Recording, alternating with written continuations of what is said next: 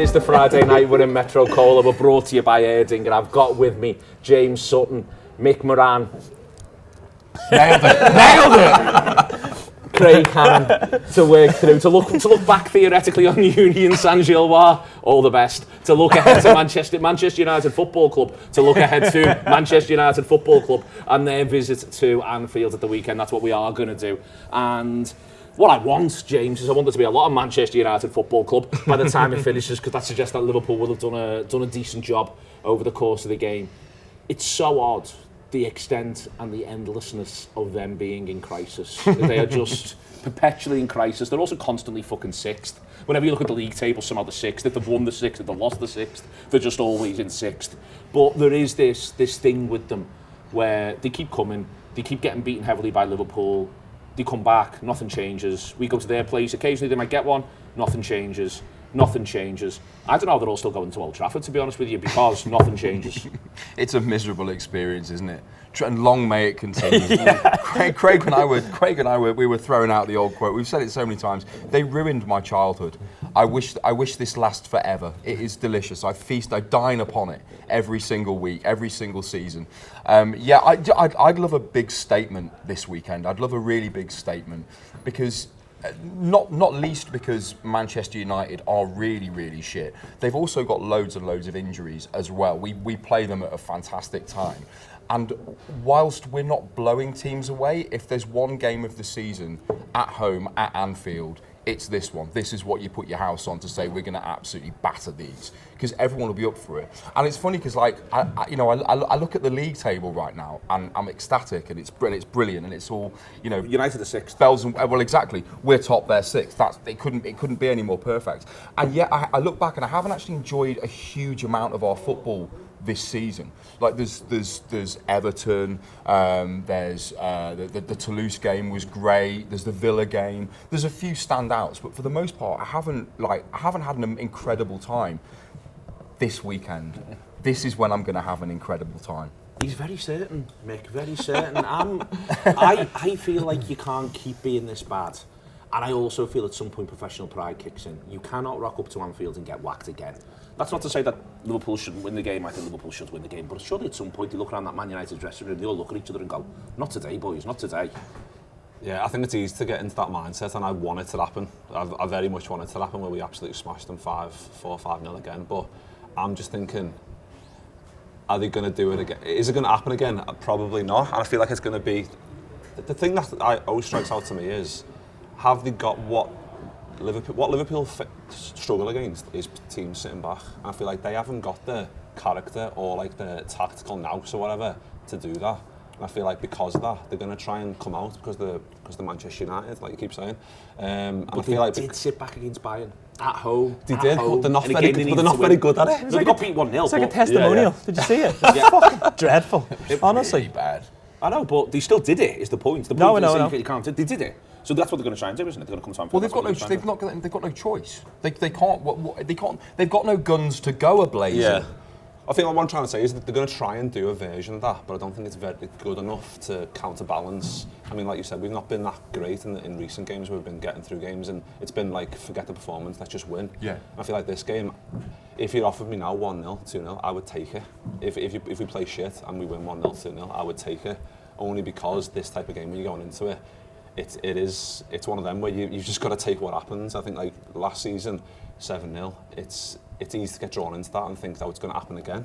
And I feel like that may be slight bit of pressure, because if we win 2-0, it'll be like, oh, we didn't win 7-0.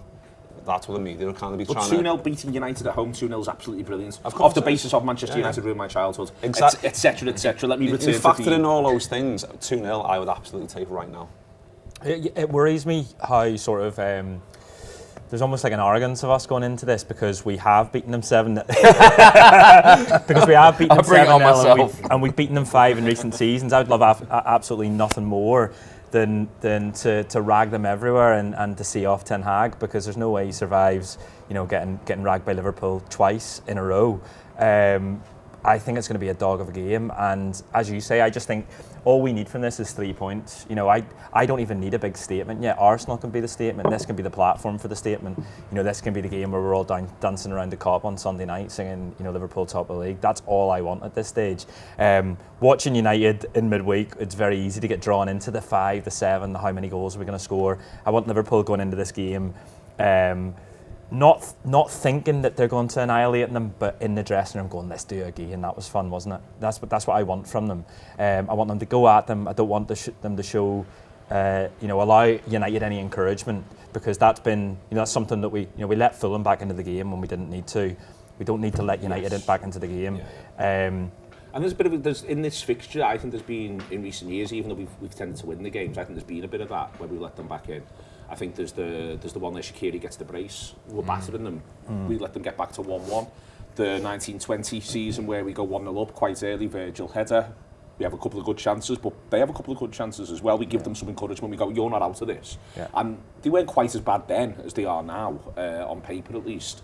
But Craig, that encouragement part of this, that to me is the most important thing. I want them knowing, no matter what the final scoreline is, I always want them knowing this game's none of their business. That there's a thing happening at Anfield, and it's bigger than Manchester United Football Club. It's bigger than, no one's bigger. It's bigger than Manchester United Football Club. It's bigger than them, because there's a thing that's happening which is towards the Arsenal game, is towards the idea of Liverpool top at Christmas, is towards the idea of Liverpool top in Valentine's Day, Easter Sunday, Aintree, you name the big festival, May Bank holiday. You know, that's what I want them to know, that you're part of this thing and you're an insignificant speck in what is our grand plan. Yeah, absolutely. I was texting my mates who are United fans, asking them for, like, you know, just a bit of insight.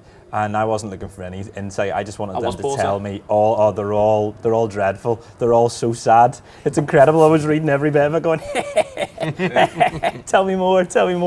But did you get very far? Hey. I think you're absolutely spot on. There was 3 games on the slide. There was 3 or 4 games in a row at home where Liverpool didn't allow the team that they were playing any encouragement, and that was Everton, it was Forest, it was Brentford, it was Lask, and the Fulham game then starts a week of 9 points, but 9 points that we had to dig deep in, that we had to sort of find ways, late winners, you know, whatever. I would love nothing more than an early goal in this fixture, because I think that calms everyone down except the crowd. It whips the crowd up, and suddenly Liverpool are on them like dogs, and that's what I want. I want United going into this fixture worried about it, because I think they will be, low in confidence because I think they will be, but not given any encouragement to build the confidence during that 90. We need to give them no reason to believe for a second. To me, that's more important than anything else, James. We gave Fulham something to believe in, although we've now got all acknowledged there's no goal scoring force in the country quite like Fulham. Not quite sure how it's happened, but this is where we find ourselves, and we've all got to come for it. Like 15 in 2 games. Yes, it's absolutely opposite. We did well to restrict them to 3. Bodes well for the League Cup, though, doesn't it? It does bode well for the League Cup. Eye on the bigger prize there, Craig. Excellent stuff. There is, you know, within that, we give them some encouragement. Sheffield United, we have always got at arm's length. Fucking hell, do we give Crystal Palace some encouragement? I want no encouragement for Manchester United at any point. We need to have a good first half. We don't just need to give them no opportunities. We need to have a really solid 45 minutes of not conceding first, of not panicking, because there's been a little bit of that creeping in at times as well, especially defensively. You know, we've managed somehow. You know, we've probably overachieved this season to a degree. We're not the finished article. We are still a work in progress, especially in the midfield. And yet, we're not talking about our midfield. We're still, you know, in the cold light of day, a lot of times talking about our defence. It would be really lovely to get a clean sheet at the weekend. It really would. And to have, you know, to go in at half time, just 1-0 up would suffice. Just to go, right, we won that half. Now let's take them apart. Then score 6 in the second half, as we did last year. Exactly. See, the team talk writes itself. Let's see how it goes. We're in Metrocola. We're with Erdinger. Like, did he have a car? And Erdinger, please.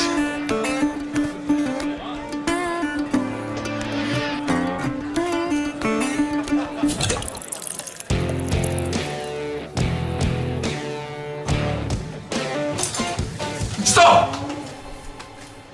Don't forget the best bit.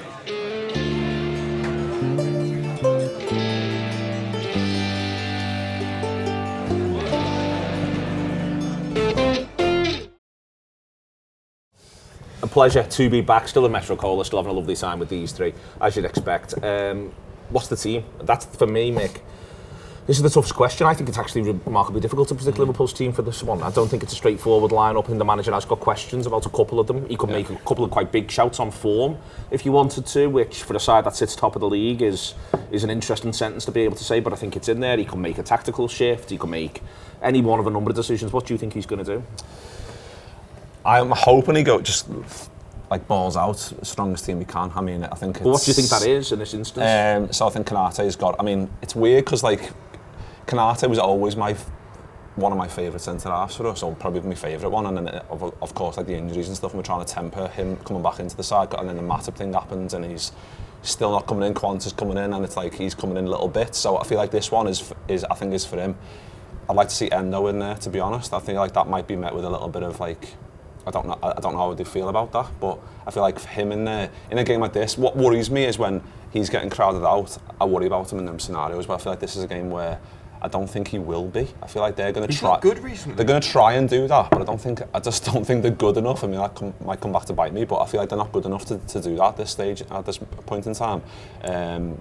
Szoboszlai, I think Gravenberch on form, I think he deserves to start. I think Jones, last season definitely, maybe started this season, I'd proved his worth. But I think Gravenberch, in terms of like getting by players, and maybe even if he doesn't create something, he can get a foul edge of the box. Then you've got Trent and Szoboszlai stepping up for free kicks. So I think like that can come into our favour as well. And I think like Diaz, I think we've been the forward three have been starved recently. Diaz, Salah, and Nunes. They've been starved recently. But I feel like in this game, at home, we tend to turn up and those wins and being like top of the home table with Villa points to that.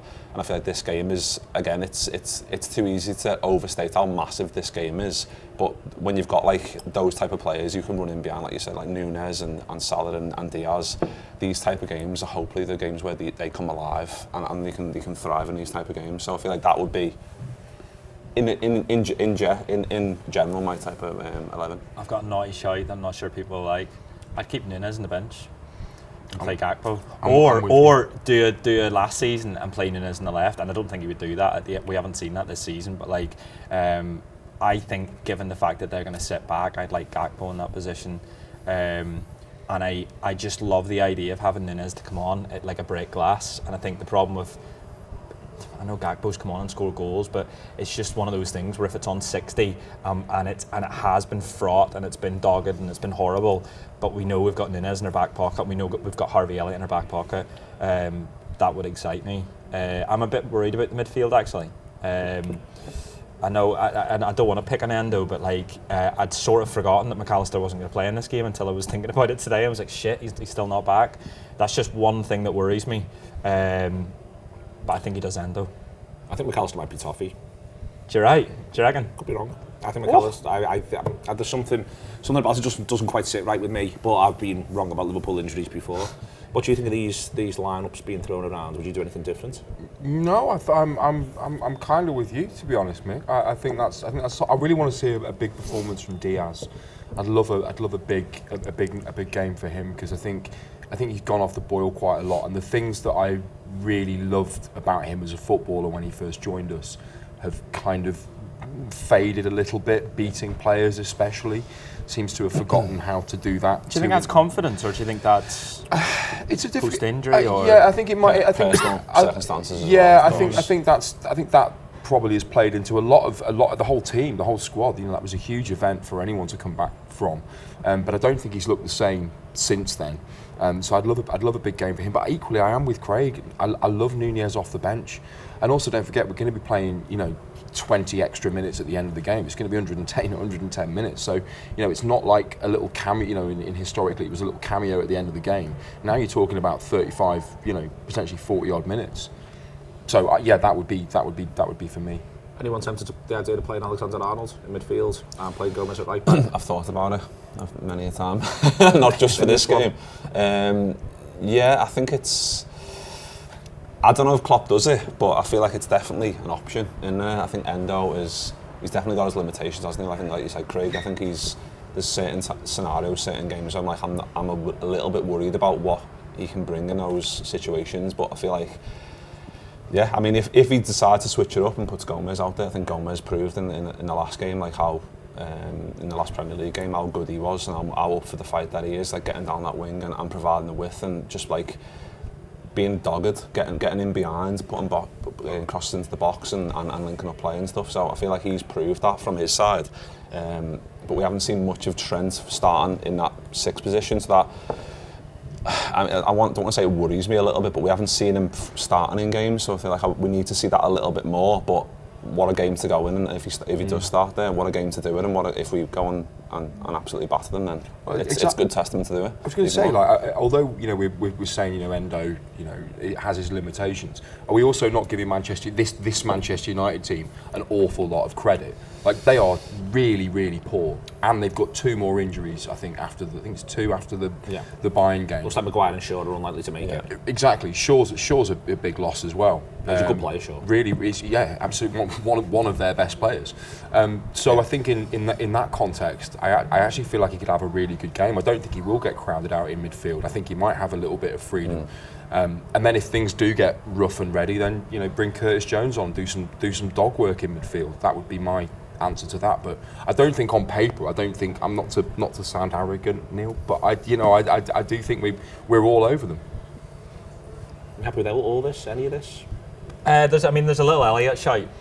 He played brilliantly in the game last year, but like I say earlier, I like the idea of bringing him on. I just like the idea of having something in my back pocket, and I think whoever we play should do the business early.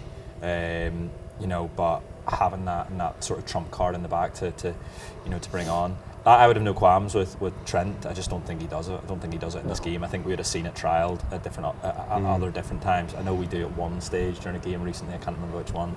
Might have been Palace at the end. Palace and Fulham, he ends up in a double pivot, in a 4-4-2 with Endo. Yeah. And Palace, he ends up, he goes there at half time. He does it at half time. Gomez comes on, he does it at half time. Yeah, I think it's going to be a battle in the middle of midfield, because if they do what Amrabat, Mainu, and McTominay, so you know what you're going to get from them, and there's not a lot of pace. Particularly Amrabat, he's a massive wardrobe. Have you seen him move? I have.